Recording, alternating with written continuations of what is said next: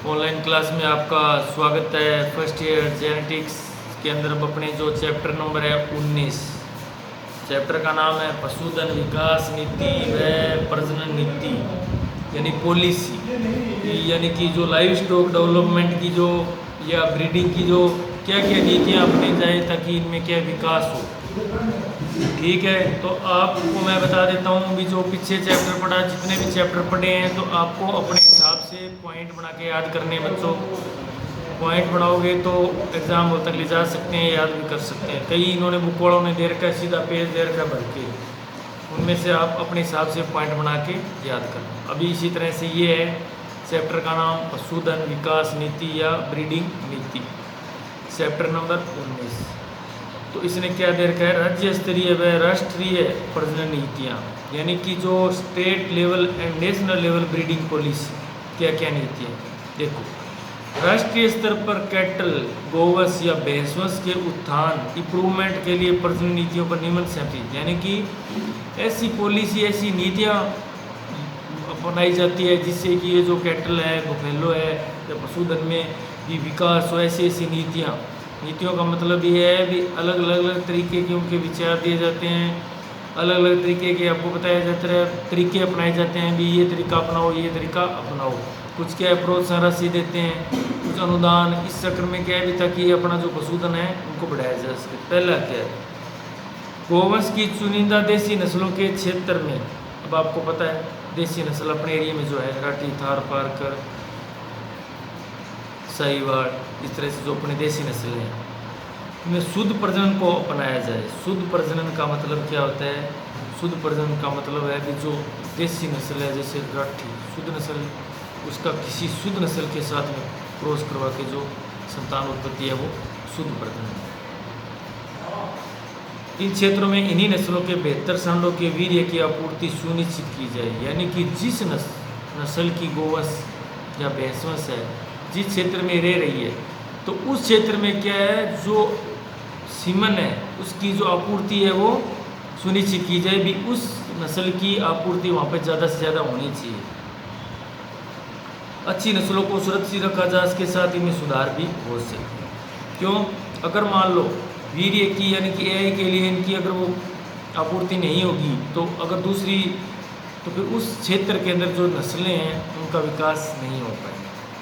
ठीक है, तो अब पहला पॉइंट क्या था, राज्य स्तरीय प्रजनन नीतियाँ क्या है। पहली नीति पढ़ ली अपने, गोवंश की कोई चुनिंदा देसी नस्लें हैं उनमें क्या है शुद्ध प्रजनन अपनाया जाए। शुद्ध प्रजनन का मतलब यही है कि शुद्ध नस्लों का आपस में क्रॉस करवा के ब्रीड चाहिए। दूसरा, जो अपने उनके जो अच्छी नस्ल के सांड है उनके वीर्य की जो है सीमन की वहाँ पे क्या है आपूर्ति सुनिश्चित की जाए तो उस देसी नस्ल को बढ़ावा मिल सकता है। दूसरा, वे क्षेत्र जहाँ पर्याप्त साधन मौजूद है उपलब्ध कराए जा सकते हैं वहाँ विदेशी नस्ल के साथ साथ क्रॉस ब्रीड का तरीका अपनाया जाए।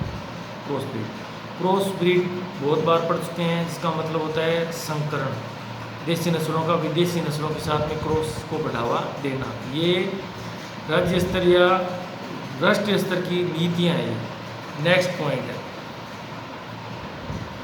अब देखो प्रश्न कैसे पूछ सकते हैं। प्रश्न आ जाएगा आपका 2.5 नंबर में, 2 नंबर में, राज्य व राष्ट्रीय स्तर की कोई पाँच नीतियाँ बताइए विकास की। राष्ट्रीय स्तर की प्रजनन नीतियाँ बताइए कोई 5, तो आप पॉइंट बनाकर 5 बताओ। 2 पूछ ले, अगर सीधा 2 नंबर में पूछ ले तो सीधा बताना है, तो पॉइंट याद होते हैं वो अपने एग्जाम तक ले जा सकते हैं। नेक्स्ट, वे क्षेत्र जहाँ पर्याप्त साधन नहीं हो वहाँ विदेशी नस्ल जर्सी के साथ क्रॉस ब्रीड का तरीका अपनाया जाए, यानी कि जहाँ पर साधन नहीं है, इस तरह की विदेशी नस्लें नहीं हैं, शुद्ध प्रजनन नहीं करवा सकते, वहाँ पर क्रॉस ब्रीड ही एकमात्र तरीका होता है नस्ल सुधार का, दुग्ध उत्पादन बढ़ाने का। नेक्स्ट है, भैंसों की स्थापित व अच्छी नस्लों के क्षेत्र में शुद्ध प्रजनन के तरीके अपनाने चाहिए। इन्हीं क्षेत्रों में इन्हीं नस्लों के बेहतर नर भैंसों के वीर्य की आपूर्ति, सेम ही वही बात है कि जहाँ भैंसों की जो स्थापित नस्लें हैं अलग अलग, जैसे मुर्रा है, जाफराबादी है, मुरादाबादी है, ये जो नीली रावी है, जो भी है जिस क्षेत्र में है उसमें उसी क्षेत्र में उसी नस्ल का जो सीमन है उसकी आपूर्ति की जाए। दूसरे क्षेत्रों में जहाँ नॉन डिस्क्रिप्ट भैंसें पाई जाती है वहाँ भैंस की स्थापित नस्ल काम में लेकर ब्रीडिंग अप करना चाहिए। यानी नॉन डिस्क्रिप्ट का मतलब है जो अवर्गीकृत है, यानी जो शुद्ध नस्ल नहीं है। नॉन डिस्क्रिप्ट का मतलब है अवर्गीकृत। अवर्गीकृत का मतलब है कि जो शुद्ध नस्ल की श्रेणी में नहीं आती भी है, तो वो मुर्रा है, वो जाफराबादी है, मिक्स है, और उसका भी कोई ये नहीं है कि इसमें कितने परसेंट मुर्रा की है, ये नहीं। तो अवर्गीकृत का मतलब है जो शुद्ध नस्ल नहीं है। उसमें क्या किया जाए? अब ग्रेडिंग अप आपके शब्द आते हैं आपके दिमाग में आना चाहिए। देखो बच्चों, ग्रेडिंग अप अपने टर्म पढ़ चुके हैं, तो अगर आप ये ग्रेडिंग अप शब्द है, ये टर्म तो आपको याद रखनी पड़ेगी, क्योंकि पूरा पैरा याद रखो ना पड़ो, लेकिन बेसिक शब्दावली अगर आप याद रख लोगे तो मैं ये मानता हूँ कि 70 से 80% आपके जो बुक है क्लियर हो जाए। क्यों? अब आ गया, अब भैंसों में ग्रेडिंग अप, चाहे भैंसों में कहो, चाहे गाँव में हो, चाहे बकरी में, भेड़ में, ग्रेडिंग अप का मतलब तो यही होता है कि जो अवर्गीकृत या जो अशुद्ध नस्ल है, उनमें किसी शुद्ध नस्ल के नर या का क्रॉस करवा कर धीरे धीरे उनकी पीढ़ी में सुधार किया जाता है। तो ये प्रजनन नीति काम में लेनी चाहिए। इसके लिए सबसे अधिक मुर्रा नस्ल का प्रयोग किया जाता है। भैंसों के अंदर जो अगर अवर्गीकृत भैंसें हैं, उनमें नस्ल सुधार के लिए मुर्रा नस्ल के जो नर है, यानी उनको काम में लिया जाता है। तो ये अपने को पढ़ लिए 5 पॉइंट, ठीक है। तो आपको ये 5 पॉइंट है, 2-3 बार पढ़ोगे याद हो जाएंगे, लेकिन इनमें कोई ये बात नहीं है कि आप रटो या इनको हूबहू याद करो, नहीं।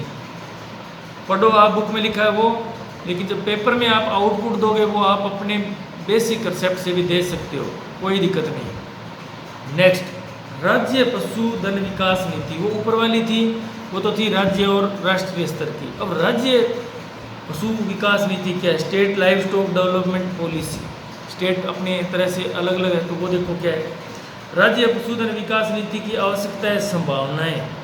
क्यों आवश्यकता है राज्य पशुधन विकास नीति की? क्यों आवश्यकता पड़ी? तो देखो, राज्य में सामाजिक और आर्थिक विकास के लिए। क्यों? क्योंकि इसमें सामाजिक विकास भी हो रहा है और प्लस में आर्थिक विकास के लिए पशुधन क्षेत्र का महत्व सर्वविदित है। आपको भी पता है, कहीं ना कहीं ये समाज का मतलब ये आर्थिक पैसे तो कमा ही रहे हैं, प्लस में सामाजिक, जो समाज में रह रहे हैं उन लोगों को देखो कितने प्रोडक्ट बन रहे हैं उनके दूध से। तो सामाजिक व आर्थिक दृष्टि से ये महत्वपूर्ण है। विशेष रूप से ग्रामीण क्षेत्र में पशुपालन संबंधित नीतिगत ढांचा तैयार करने हेतु नई पहल करना निम्न कारणों है, विशेषकर ग्रामीण इलाकों में। देखो, ग्रामीण इलाकों में पशुधन सबसे ज़्यादा रखते हैं, लेकिन उनमें समय समय पर प्रजनन नीतियों को बढ़ावा देकर दुग्ध उत्पादन बढ़ाना, प्लस में देसी नस्लों को बढ़ाना, प्लस में जो आगे है उनमें रोग प्रतिरोधक क्षमता को भी अवगत कराना, स्वास्थ्य संबंधी सभी तरह के पहलुओं को ध्यान में रखकर ये नीतियाँ बनाई जाती है। तो अब देखते हैं पहली नीति क्या है। पशुपालन राज्य के क्षेत्राधिकार में आता है। किसके क्षेत्राधिकार में आता है? राज्य के क्षेत्राधिकार। इसके लिए इसके समग्र विकास की जिम्मेदारी राज्य की है। तभी तो आपको पता है हर जगह कहीं उपकेंद्र है, कहीं केंद्र है, कहीं प्रथम श्रेणी चिकित्सालय खुले हुए हैं, हर गांव में खुले, हर गांव में नहीं तो एक गांव छोड़कर कहीं ना कहीं खुला है। तो इसका मतलब है राज्य सरकार के अंडर आता है, तो उसकी जिम्मेदारी भी किसकी बनती है? राज्य सरकार की। इसके लिए भारत सरकार का सहयोग व दिशा निर्देश लिया जाता रहेगा। राज्य सरकार की जिम्मेवारी है, प्लस में क्या, जो सेंट्रल गवर्नमेंट है वो भी समय समय पर राज्य सरकारों को निर्देश देती रहती है। 80% से अधिक ग्रामीण परिवार पशुधन पालते हैं। 80% का मतलब है भी अगर गांव में 100 घर हैं तो 80 जो घर है या जो कृषक हैं वो पशुपालन करते हैं। आजकल तो 80 मतलब क्या 80 का 100 ही मान लो आप, लेकिन इसके हिसाब से 80% लोग क्या है पशुपालन करते हैं। राज्य के सकल घरेलू उत्पाद में, ग्रोस डोमेस्टिक प्रोडक्ट जीडीपी में पशुपालन क्षेत्र का योगदान अनुमानित तौर पर लगभग 9.16% है। सकल घरेलू उत्पाद में ये इकोनॉमिक्स का टॉपिक है जिसके अंदर ये होता है भी किस क्षेत्र का कितना योगदान है जीडीपी में।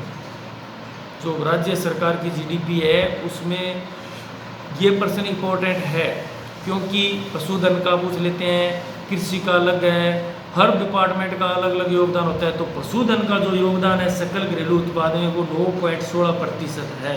यानी कि अगर जीडीपी के रूप में राज्य सरकार को 100 रुपये मिल रहे हैं तो वो 9 रुपये जो 16 पैसे मिलेंगे वो किससे मिलेंगे? पशुधनों से मिलेंगे। लघु व सीमांत कृषकों की लगभग 35% आय डेयरी पशुपालन से होती है। शुष्क क्षेत्र में पशुपालन व्यवसाय का योगदान 50% तक है।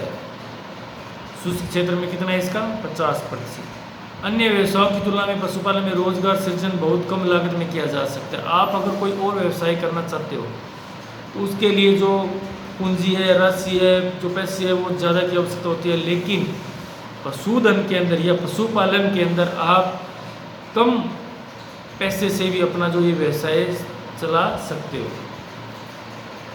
व्यवसाय की तुलना में पशुपालन में रोजगार ही होगी बात। राज्य में पशुपालन क्षेत्र की क्षमताओं, योगदान, भूमिका को देखते हुए अपेक्षित विकास के लिए एक नीति की आवश्यकता है। यानी कि मान लो जिस तरह से अपने राजस्थान में पशुधन है, उनकी क्षमता और योग्यता या योगदान या भूमिका को देखते हुए नीति बनानी आवश्यक है।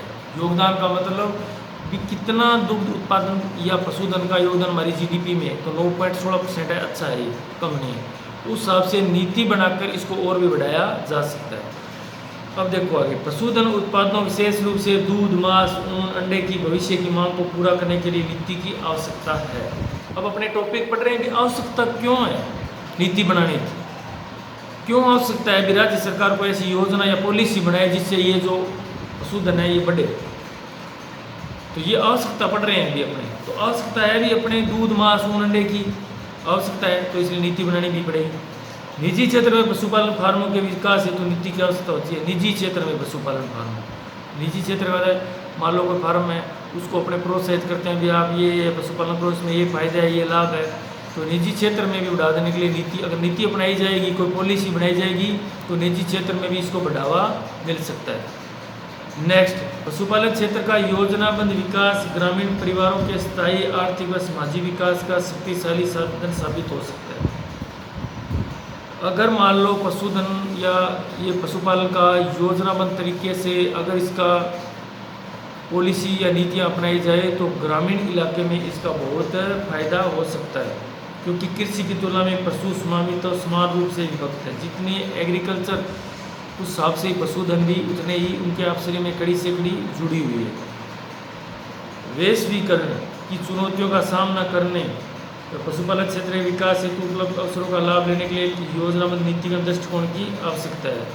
ग्लोबलाइजेशन, वैश्वीकरण की चुनौतियों का सामना करने के लिए, तो देखो ग्लोबल वार्मिंग आपको पता है, जो एनवायरनमेंट है, छेड़छाड़ हो रहा है, उसके चुनौतियों को सामना करने के लिए भी अपने पशुपालन के लिए नीतियाँ बनानी पड़ेगी। नीति नहीं बनाएंगे तो क्या इसमें हानि हो सकती है। कुछ महत्वपूर्ण उपक्षेत्रों जैसे छोटे पशु, भेड़, बकरी, सूकर, घोड़े, ऊँट, कुक्कुट एवं मत्स्य पालन आदि के समग्र विकास हेतु नीति की आवश्यकता है। सभी जानवरों के लिए, छोटे बड़ों के लिए। कुछ राज्य में मौजूदा निम्न आर्थिक, अब ये जो बातें अपने पढ़ रहे हैं, क्या हूबहू थोड़ी रटोगे आप? नहीं, इनको पढ़ोगे। मैं आपको एक बार पढ़ के सुना रहा हूँ, आप 2 बार पढ़ लोगे। जब प्रश्न आएगा भी अपने राज्य सरकार को जो पशुधन विकास की नीतियों की आवश्यकता क्यों पड़ी बताइए, तो आप ये जो पढ़ी होगी 10-12, कोई 3-4 याद रह जाएगी, तो ये याद कर आपको इस तरह से करना है, लेकिन पढ़नी जरूर है। अब आगे देखो, राज्य में अक्सर अकाल अभाव की स्थिति उत्पन्न हो जाती है, कई बार अकाल भी पड़ता है। तो उस कंडीशन में भी नीति अगर पॉलिसी बनाई होगी या अकाल में अपने इस तरह से ये विधि अपनानी है, उससे पहले तैयारियां भी तो करनी पड़ती है, तो उसमें क्या है, जो पशुधन है उसमें कोई समस्या नहीं आएगी। अगर नीतियाँ पॉलिसी नहीं बनाई और अकाल पड़ गया तो उसमें ज़्यादा से ज़्यादा नुकसान हो जाएगा। राज्य का दुग्ध उत्पादन में देश में द्वितीय स्थान है, ये बात इम्पोर्टेंट है, ये बात याद रहनी चाहिए, आप ये अंडरलाइन कर लेना। ये आपका जो कंपटीशन के लिए क्वेश्चन बनता है, आप कंपटीशन की बुकों में पढ़ते हो, रट्टा मारते रहते हो, लेकिन ये यहाँ इस तरह से प्रश्न आते हैं, ये आप भूलते नहीं हो कभी। ये क्या है, राज्य का दुग्ध उत्पादन में, यानी अपने राजस्थान का दुग्ध उत्पादन में देश में द्वितीय स्थान है, तो ये बहुत बड़ी उपलब्धि है, छोटी नहीं है। जबकि गुजरात का 5वां स्थान है। गुजरात में तुलनात्मक दृष्टि से उत्पादन काफ़ी कम होने की बावजूद भी वह डेयरी क्षेत्र में अग्रणी है। देखो, राजस्थान का द्वितीय स्थान है राजस्थान में दुग्ध उत्पादन में, यानी दूध उत्पादन यहाँ ज़्यादा हो रहा है, गुजरात का 5वां है। लेकिन अगर बात करें डेयरी की, डेयरी उत्पादन में गुजरात अपने राजस्थान से आगे है, ज़्यादा से ज़्यादा डेयरी स्थापित है गुजरात के अंदर। वर्तमान में सहकारी क्षेत्र में गुजरात में प्रतिदिन 84 लाख किलो दूध का संकलन होता है। जबकि राजस्थान में यह मात्र 17 लाख किलो प्रतिदिन ही है सहकारी क्षेत्र में। अब देख लो 84 लाख किलो, राजस्थान में 17 लाख किलो। अतः राजस्थान में पशुपालकों के हितार्थ इस क्षेत्र के विकास की विपुल संभावनाएं हैं। ठीक है, तो ये दो बातें आपको याद रखने वाली है कि राजस्थान का जो इंडिया के अंदर स्थान कितना है दूध उत्पादन में, दूसरा, गुजरात का 5वां, डेयरी सबसे ज़्यादा गुजरात के अंदर। ठीक है, अभी अपने पहला पॉइंट पढ़ा था अभी राज्य जो पशुधन नीति है उसकी आवश्यकताएं संभावनाएं, क्या क्या संभावनाएं बनती है, क्या क्या आवश्यकताएं भी पढ़ ली। नेक्स्ट पॉइंट है भावी परिदृश्य। भी भावी का मतलब है कि आगे इसमें अपने क्या देख सकते हैं, क्या सुधार देख सकते हैं, क्या सुधार कर सकते हैं। उत्पादकता व निर्धन ग्रामीणों की आजीविका में वृद्धि हेतु राजस्थान पशु नीति के माध्यम से पशुपालन क्षेत्र का सुदृढ़ीकरण किया जाएगा, यानी कि उसको सुदृढ़ बनाया जाएगा ताकि भावी जो प्रदेश के अंदर निर्धन ग्रामीण अन्य वंचित वर्गों को इसका आत्मनिर्भर बनाया जा सके। भावी परिदृश्य यही है कि इसको ज़्यादा सुदृढ़ बनाकर इसमें इम्प्रूवमेंट करके जो निर्धन जो गरीब तबका है उसको क्या कि आत्मनिर्भर बनाया जा सके। भी वो खुद पशुपालन करेगा तो उसको आमदन होगी, आर्थिक स्तर से वो ऊपर उठेगा तो वो एक अपने आप में आत्मनिर्भर हो गया। किसी के ये नहीं है भी किसी के नीचे काम करना है, नहीं, खुद आत्मनिर्भर है, अपना काम करके अपनी आजीविका चला रहा है। तो इसके क्या क्या पॉइंट है। गुणात्मक सेवा उत्पादन विपणन है, उत्पादों के प्रसंस्करण के दृष्टिगत पशुधन क्षेत्र का समग्र विकास किया जाना ताकि देखो सभी क्षेत्र के अंदर गुणात्मक सेवा उत्पादन उसका विपणन, उत्पादों के प्रसंस्करण के दृष्टिगत पशुधन क्षेत्र का समग्र विकास, यानी कि सभी पहलुओं को ध्यान में रखकर इसका विकास किया जाना चाहिए। पशुपालन क्षेत्र में आय रोजगार के अवसरों में वृद्धि हो सके। सभी क्षेत्रों को जैसे उत्पादन है, विपणन है, सभी क्षेत्रों में अगर विकास किया जाएगा तो इसमें रोजगार की संभावना बढ़ेगी। डेयरी क्षेत्र का वर्ष 2020 तक, डेयरी क्षेत्र का जो वर्ष 2020 तक 50 लाख किलो प्रतिदिन संकलित कर विपणन करने का लक्ष्य रखा गया है। राजस्थान, अब देखो गुजरात के अंदर 84 लाख है, क्यों वहाँ डेयरी ज़्यादा है प्रतिदिन, लेकिन राजस्थान के अंदर कितना है ये 2020 तक करने की, ये तो 20 तो निकल गया, ये थी 2020 तक भी 50 लाख किलो दूध प्रतिदिन। राज्य की जैव विविधता विशिष्टताओं को ध्यान में रखते हुए, बायोलॉजिकल डाइवर्सिटी को ध्यान में रखते हुए प्रदेश की इस संपदा में आ रही गिरावट को रोककर देसी पशुधन है कुक्कुट संपदा के जन्म प्लाज्म का संरक्षण व संवर्धन करते हुए स्थायित्व प्रदान करना। सामाजिक, सांस्कृतिक व पारंपरिक मूल्यों को ध्यान में रखते हुए प्रौद्योगिक, संस्थागत या नीतिगत हस्तक्षेप द्वारा क्षेत्र का आधुनिकीकरण किया जाना। आर्थिक व सामाजिक रूप से पिछड़े वर्ग विशेषकर महिलाओं को उन्नत पशुपालन के माध्यम से रोजगार उपलब्ध कराना, ये सारे इसके पॉइंट हैं। बाकी अपने पढ़ेंगे नेक्स्ट क्लास में। आज के लिए इतना ही, थैंक यू।